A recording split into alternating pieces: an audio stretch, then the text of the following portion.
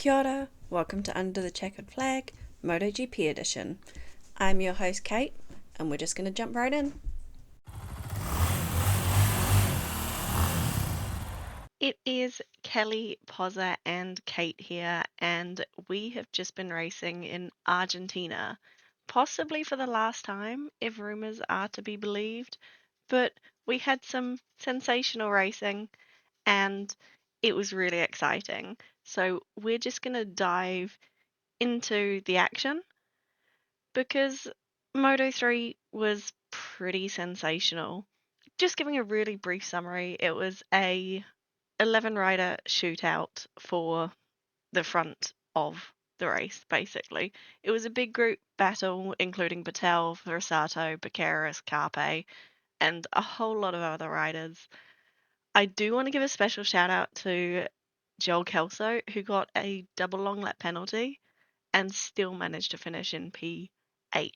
There was a notable incident on the last lap of the race where the winner, Angel Paqueras, did exceed track limits. So I do want your thoughts on the race, and I also want to know if you feel the fact that Paqueras had to drop a position and that, well, he did drop a position, therefore he didn't get penalised by having to drop a position, if that was fair, or if you think he still should have had to drop a position and Adrian Fernandez, who was in P2, take the win. So who wants to go first? I don't know. I still feel like rules are rules if you did exceed track limits, which if you look at the screenshot of it, he very clearly did. I feel like it just should be a case of you went over the track limits. I'm sorry, you have to be penalized. I think that's how rules should go. Rules are rules. You have to stick by them. You can't bend it for this, that, or the other. I think it's silly. Um, yeah, I know. I wasn't really happy with it, but I can't change it now. It's been a day.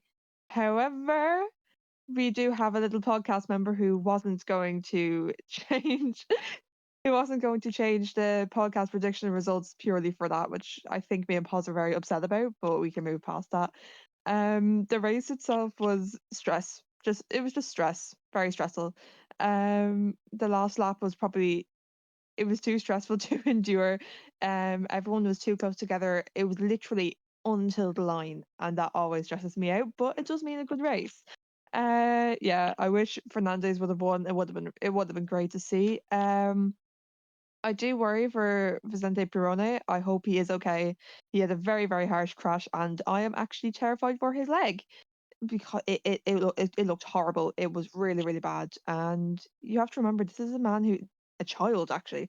This is a child who has just turned 17, and to have that sort of crash is terrifying.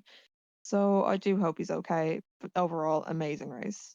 Oh, and have a bit of a agenda against Ricky Rossi. Thanks, Rossi. Thanks a million, for your little smash into Ogden. Just because, do you hate life? Do you just hate life, Rossi? Is that what it is? He was up in second for like a vast majority of the race, and I was going to cry if he got anywhere near the podium. So I am happy that he finished all the way down in a sad 18th place behind the man he crashed into. Well done, Rossi. That's where you belong. Thank you very much. Yeah, I thought it was probably the best race of the weekend of the four races that we saw quite comfortably, honestly. Uh, I heard from Simon Patterson on the Piqueras situation that he thinks that the rules changed over the winter break, and it wasn't like communicated to seemingly anyone. So be nice to see a bit more sort of like transparency when rules change to avoid confusion like this. But if it's been rewritten into the rules, then I guess it's fair enough. I personally think track limits shouldn't count if you are losing time, and I wouldn't say not gaining an advantage. I feel like it has to be losing at least something, but that's just my opinion. Aside from that, the only thing I think that we haven't covered so far that I will, because we kind of have to, was the top full-time rookie ended up being Cormac Buchanan after Alvaro Carpe crashed out of the lead group, on the final lap.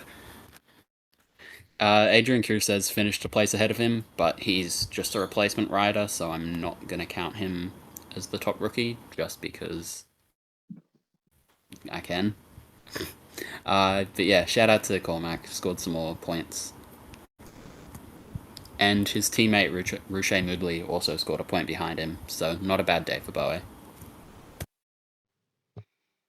Yeah, the perks of being on this podcast is we can decide what we, talk about, and we always want to talk about Cormac because we're huge fans.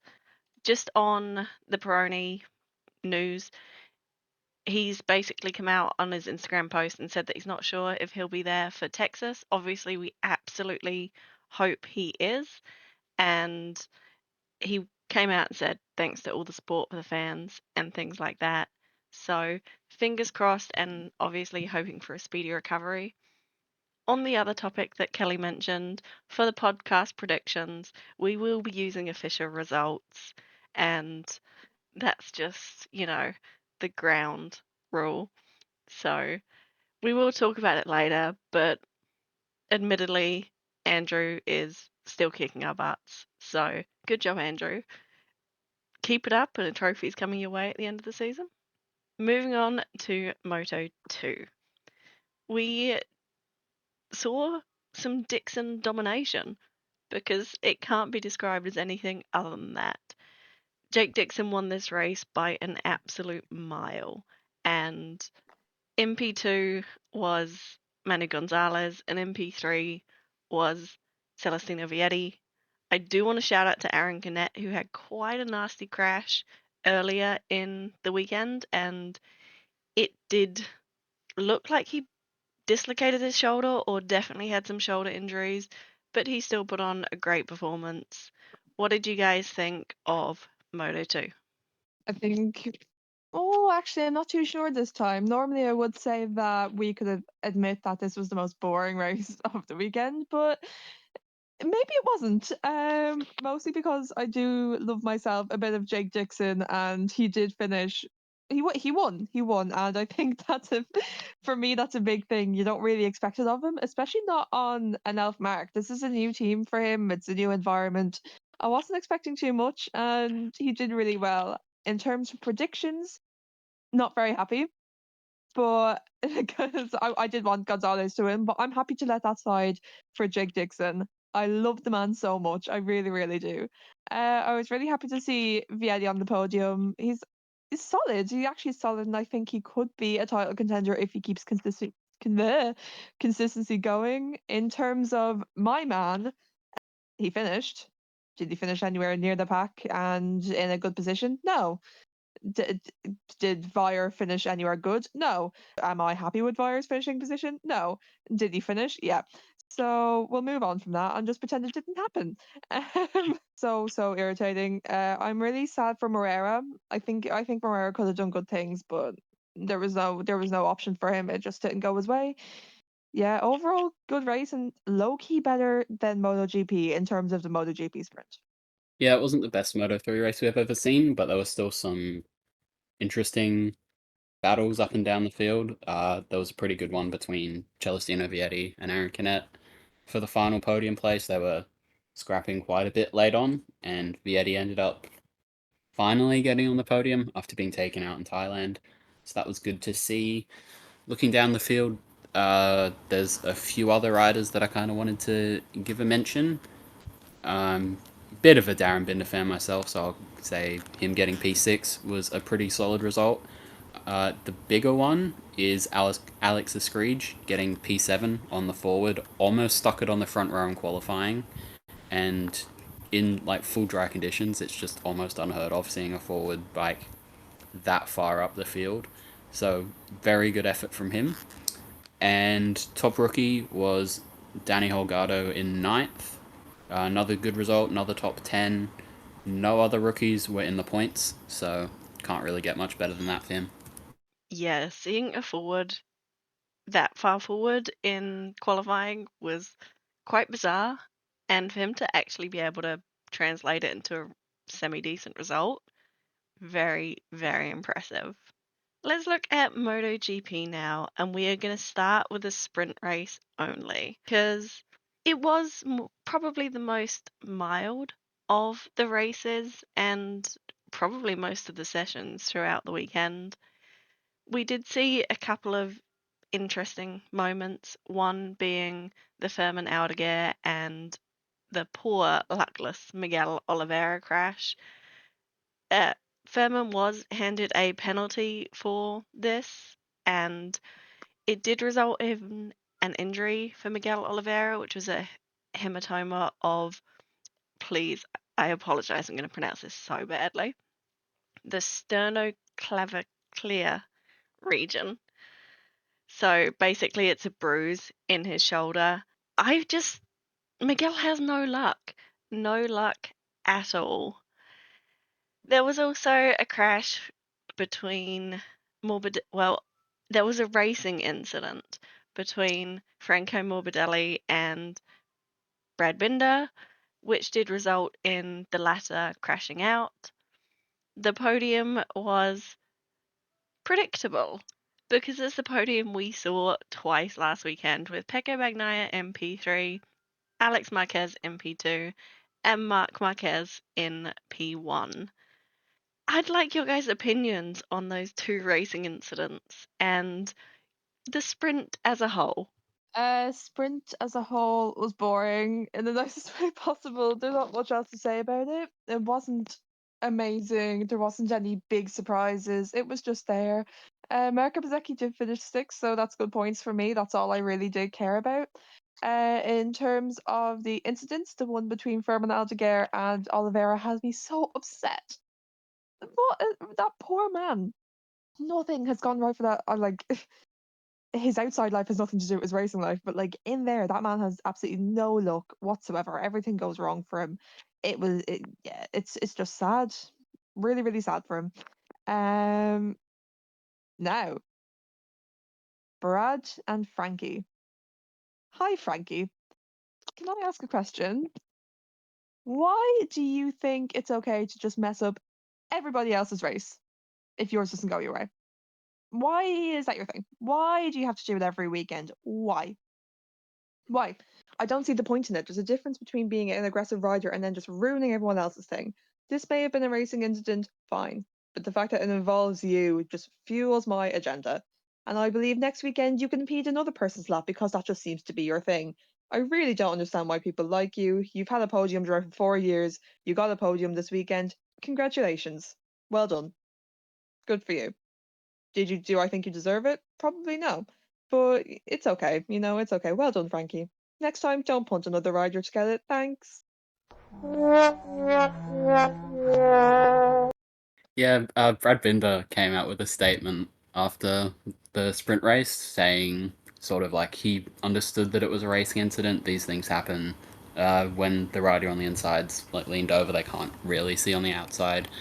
And it was quite similar to an incident that we actually didn't cover in Moto 2, where Philip Salach kind of did the same thing on Marcos Ramirez, except he was the one that went down, and that was also called a racing incident with no further action. So it's unfortunate, but they've both accepted it.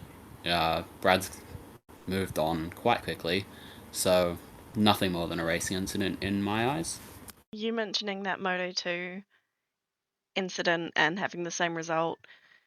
I know it's early days in Simon Crafars stewarding, but there does seem to be a notable change in the level of stewarding. I could be delusional and it could be, the Kiwi bias coming in, but it definitely does seem like we're getting harsher, but firm and fair penalties. So hopefully that keeps up. But we are talking about Franco Morbidelli, and as Kelly hinted at before, well, she outright said it, Franco Morbidelli picked up a podium on Sunday for the first time in 1,414 days. Now, I'm over the moon about this. I'm firmly a Frankie fan, much to Kelly's dismay, no doubt. Obviously, I think if he didn't have his leg injury, we would have definitely seen a different career path for Frankie, but it's just so good to see him back on the podium and up at the pointy end again. For the race itself, we pretty much had a carbon copy of the opening weekend in Thailand. So the same sort of people battling at the front. We saw Mark drop behind his brother Alex Marquez for a little bit and then take back that top spot near the pointy end of the Grand Prix, which really is quite good because it gives us something to talk about. One thing that happened post results, I suppose, is the fact that Ai Agura has been disqualified from the race due to using a version of software that's not homologated by the championship. I assume this is just a fault and someone forgot to trade out whatever software they're supposed to use. Disappointing for Ai Agura, but it did mean that we had 3 Hondas in the top 10 in the case of Johann Zarco, Joanne Mir, and Luca Marini. So great for my Honda heart, but what did you guys think of the race? Better than the sprint, which is progress, if we could put it that way. There was a little bit of a fight between Alex Marquez and his brother for the win, although it did ultimately end up being Mark. It was fun to look at and gave us a bit of hope. Yeah, better than I expected. Marco Bezzecchi went down on the first lap on his own. I suppose there's nothing like it. There's nobody I can blame. I thought it was Quartararo, but then looking at it back, it was just Marco's fault. He lost it, and yeah, that's the end of that. Sad, livid, probably both.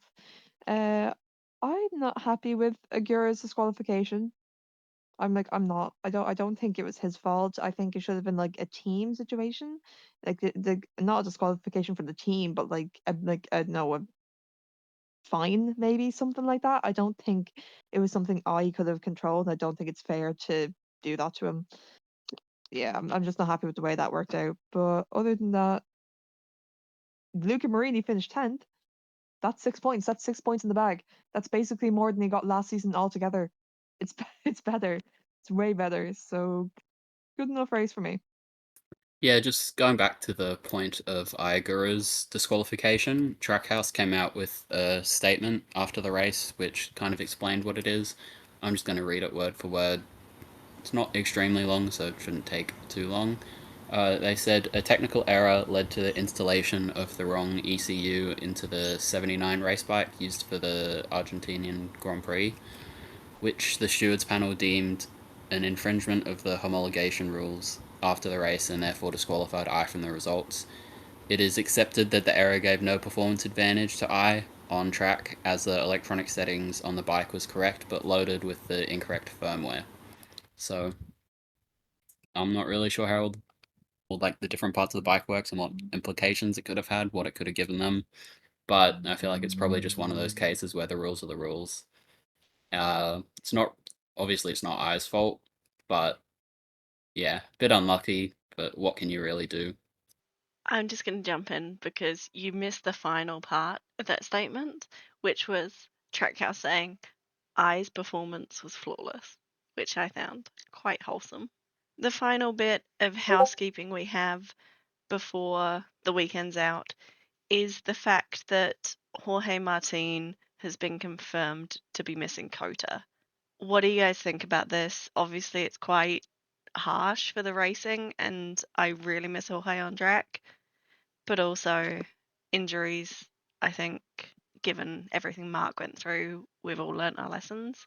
Your guys' thoughts on Martin hopefully being back for Qatar? Not happy with him being out 100%. I am praying that he's back for Qatar because he's going to miss half the season, maybe at the rate that he's going. Like he's confidently telling us that he's going to be out of the Grand Prix like a week before it happens, and that's really not a pace you want to be at this point in the season. He's lost so many detrimental points. I mean, the championship for him is gone. I don't think he's going to make those points back up, especially on a new bike and like new situations. It's gone. He's not going to get it this year. Straight out. So I just really hope he comes back to Qatar to maybe mix it up a bit with Mark and Pecco and maybe himself just a little bit. Please, please, please, please come back. Yeah, it's unfortunate that we're missing Jorge for another race, but from what I've seen, It's pretty complex injury that he has with the scaphoid in his wrist. In the past, that's been an injury that a few have struggled with, and at a track as physical as COTA, especially in the first sector where you're going left, right, I'm not really surprised that he's sitting out just to obviously make sure the injury doesn't get worse before it's fully healed. But yeah, the physical toll as well, I feel like wouldn't have done an immense amount of good to him. That's us for this week. Thank you so much for being here. Next week, we will do a fantasy wrap up and also a preview towards COTA. I'm super excited. I love COTA. Admittedly, I don't love the bumps and usually the high crash rate, but it's such a great layout.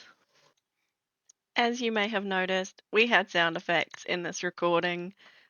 Poz has been gifted Discord Nitro for a couple of weeks, so he's taking full advantage of that pack. As always, we appreciate you listening to us ramble about the sport we absolutely adore. So we'll be here next week. We hope you are too. Like and subscribe and have a wonderful week.